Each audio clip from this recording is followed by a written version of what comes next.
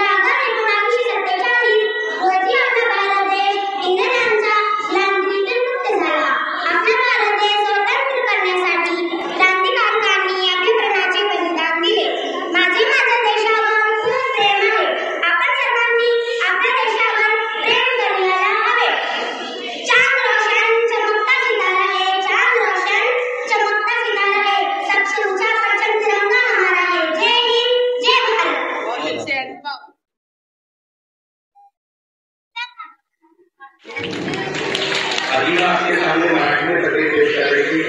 बहुत बड़ी बात है।